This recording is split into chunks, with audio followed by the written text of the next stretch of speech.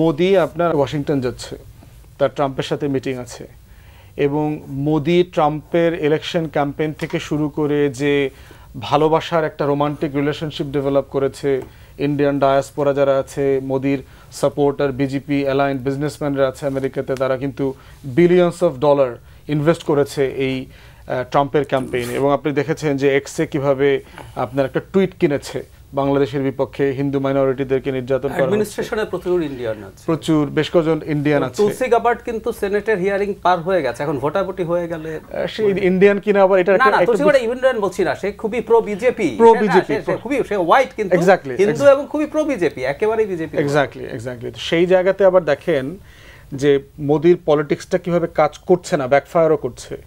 যে victory speech যদি দেখেন ট্রাম্পের, সেখানে কিন্তু সে প্রত্যেক আমেরিকান কমিউনিটিকে অ্যাকনলেজ করেছে, Muslim American, Arab American, Mexican American, Latino American, Afro Caribbean American, Hindu অথবা ইন্ডিয়ান আমেরিকানদের কথা তিনি তার বিজয়ী বক্তব্য যেটা সেখানে বলেন নাই।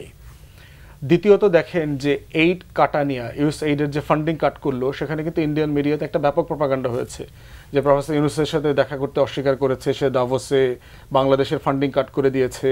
কিন্তু পরে আমরা দেখলাম যে ইউএসএইডের যে দিল্লি অফিস আছে, তারাও তাদের চিঠি দেখলাম অনলাইনে এসছে, যেটা আসলে গ্লোবালি কাটা হয়েছে।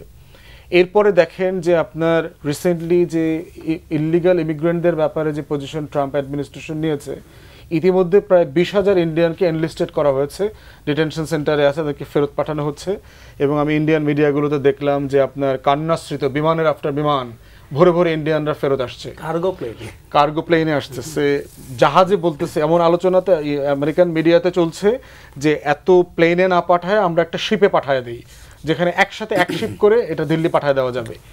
এই বাস্তবতাতে গত সপ্তাহে মোদি ট্রাম্পের সাথে ফোনে কথা বলেছে 3টা বিষয় নিয়ে: ইমিগ্রেশন, সিকিউরিটি এবং ট্রেড। ট্রেড এবং ইমিগ্রেশনের জায়গা কোথায়? যে ট্রেড হচ্ছে, আপনি দেখতে পাচ্ছেন যে ট্রাম্প অ্যাডমিনিস্ট্রেশন তার যে inward business policy, trade policy আছে, চায়না ব্যাশিং আছে, এই জায়গাগুলো থেকে সব গ্লোবালি ট্যারিফ ইম্পোজ করছে, ইনক্লুডিং তার European NATO allies and friends. সেখানে আপনি দেখেন সাউথ আমেরিকান যারা ক্লোজ বর্ডার নেইবার আছে তাদের উপরে করেছে। তো সেখানে ইন্ডিয়া কিন্তু প্রচণ্ড ভীত, কারণ ইন্ডিয়ার ইকোনমি খুবই মানে একটা সাবসিডিয়ারি ইকোনমি বলতে পারেন, তার কোনো বেস প্রোডাক্ট নাই যেটার উপরে অন্য কোনো দেশ নির্ভরশীল।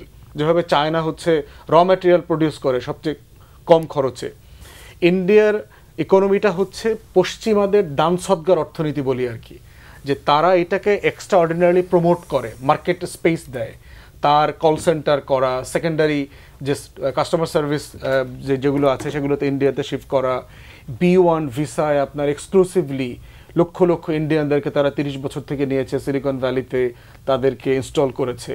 তো সেই জায়গাতে তার ট্রেড নিয়ে সে খুবই কনসার্ন। আর লোকাল ডোমেস্টিকে কিন্তু ইন্ডিয়ান ইকোনমি খুব বাজেভাবে পারফর্ম করছে, মোদি ম্যাজিক কাজ করছে না, গুজরাটের যে বাস্তবতা ছিল। এর সাথে যোগ হয়েছে ইল্লিগাল ইমিগ্রেশন, এই যে হাজার হাজার এবং লক্ষ লক্ষ ইন্ডিয়ান অবৈধ যারা আছেন আমেরিকা, তাদেরকে ফেরত পাঠানো হচ্ছে। সিকিউরিটি ইস্যুটা হচ্ছে আমাদের কনটেক্সটে রিলেভেন্ট তার কনভারসেশনে। ইন্ডিয়ান সিকিউরিটি কনসার্ন কি? তার চায়না বর্ডার আছে, যেটা কোয়াডের কারণের মাধ্যমে সেটা ডিল করছে, তার পাকিস্তান বর্ডার আছে এবং তার ইস্টার্ন বর্ডার আছে। ইস্টার্ন ফ্ল্যাঙ্কের আলোচনা করলে তার বাংলাদেশ ইস্যু আসবে এখানে, এবং সে কি বোঝানোর চেষ্টা করবে।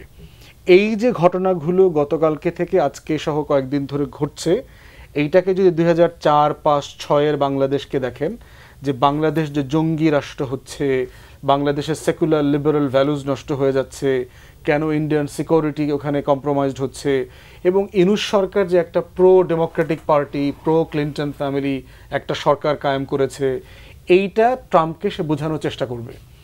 এখন প্রশ্ন হচ্ছে এটা কাজ করবে কিনা। সোফার যেটা গত 3 মাসে ট্রাম্পের সাথে মোদির এঙ্গেজমেন্ট প্রমাণ করছে, এটা কোনো পলিসি এখানে কাজ আসলে করছে না, কারণ ট্রাম্প একটা প্রচণ্ড প্রেডিক্টেবল পলিটিশিয়ান। তাকে আসলে সবাই প্রেডিক্ট করতে পারছে যে সে প্রচণ্ড ক্যাওটিক কাজ করবে।